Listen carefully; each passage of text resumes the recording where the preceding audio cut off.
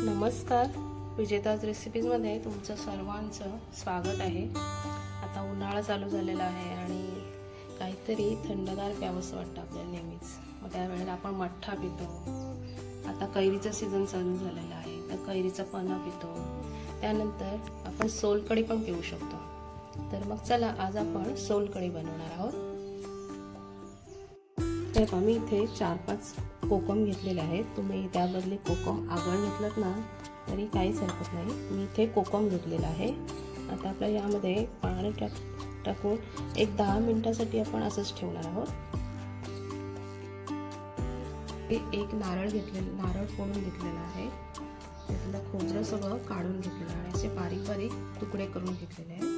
आता ना आपल्याला ह्याचं दूध काढून घ्यायचं, त्याच्यामुळे आपल्याला हे मिक्सरच्या भांड्यात सर्व काढून घ्यायचं आहे। त्यानंतर आपल्याला यामध्ये 1 चमचा जिरं टाकायचं आहे।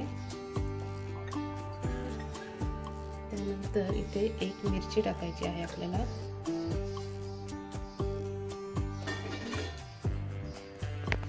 त्यानंतर 1 छोटा आल्याचा तुकडा, 4 लसूण पाकळ्या आणि आपल्याला मी इथे कलरसाठी बीटचा तुकडा घेतलेला आहे छोटासा। 3-4 तुकडे छोटे केलेले आहेत, ते पण आपल्याला टाकायचे आहेत। आणि यामध्ये पाणी टाकून आपल्याला मिक्सरला एकदम बारीक असं फिरवून घ्यायचं आहे।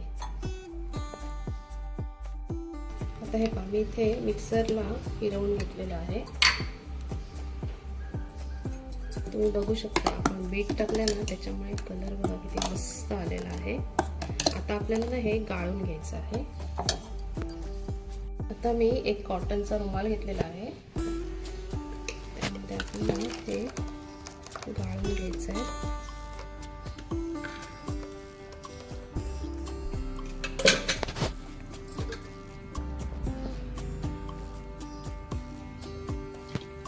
आणि पुन्हा एकदा आपल्याला हे मिक्सरला फिरवून घ्यायचं आहे। हे खोबरं आहे ना वाटण, ते पुन्हा मिक्सरला लावायचं आहे पाणी टाकून।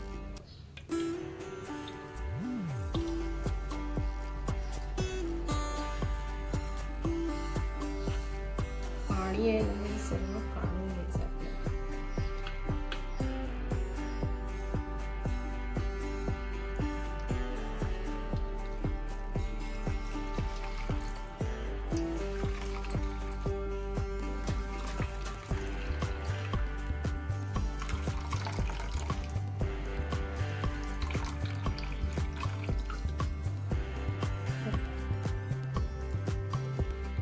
तर आता मी हे पुन्हा एकदा मिक्सरच्या भांड्यात टाकणार आहे आणि त्यामध्ये पाणी टाकून पुन्हा मिक्सरला लावणार आहे।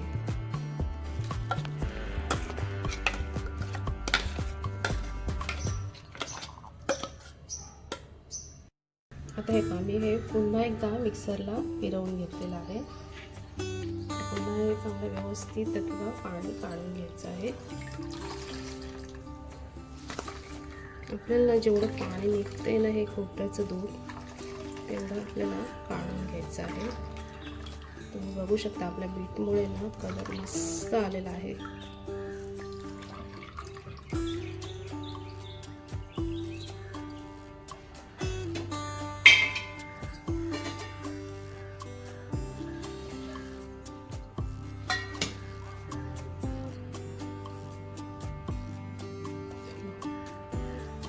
यातलं सर्व दूध आता हे काढून घेतलेलं आहे। हे दूध आता काढून झालेलं आहे नारळाचं। आता हे आपण कोकम पाण्यामध्ये टाकून ठेवलेलं, आता हे पण आपल्याला मिक्सरला फिरवून घ्यायचं आहे। तर मी इथे कोकम मिक्सरला फिरवून घेतलेलं आहे। आता आपल्याला हे पण गाळून घ्यायचं आहे।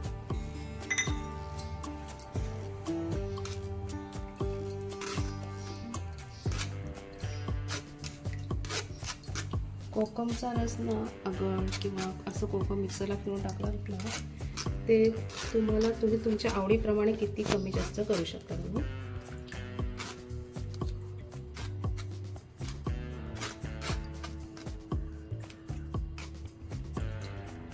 मी याचा रस सर्व काढून घेतलेला आहे।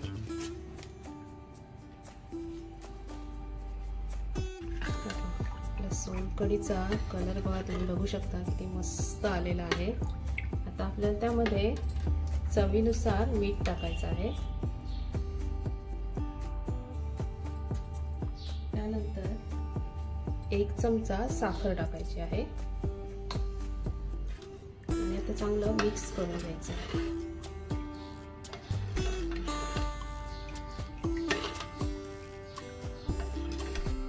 हे पहा, आपली सोलकढी इथे मस्त तयार झालेली आहे. आता आपण त्यामध्ये कोथिंबीर टाकणार आहोत.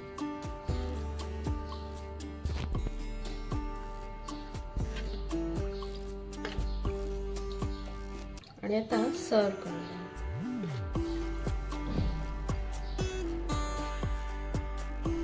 तुम्ही पहा, आपली सोलकढी इथे मस्त झालेली आहे. तुम्ही बघू शकता आपल्या सोलकढीला कलर पण बघा, आपण बीट टाकलाय ना, त्याच्यामुळे कलर पण एकदम नॅचरल मस्त आलेला आहे आणि आपल्या शरीरासाठी पित्तनाशक आहे.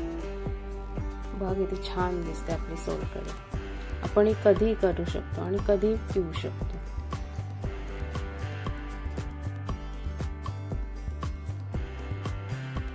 आपली झटपट अशी सोलकढी एकदम कमी वेळेमध्ये तयार झालेली आहे आणि ना ती खूप छान लागते. आपण व्हेज खातो तेव्हा मठ्ठा पितो, पण मच्छी वगैरे असते ना तेव्हा आपण मठ्ठा वगैरे नाही पितो. मग त्यावेळेला ना अशी सोलकढी प्यायला मिळाली ना की खूप छान वाटतं. तर तुम्हाला माझी रेसिपी आवडली असेल तर लाईक करा, शेअर करा आणि सबस्क्राईब करा.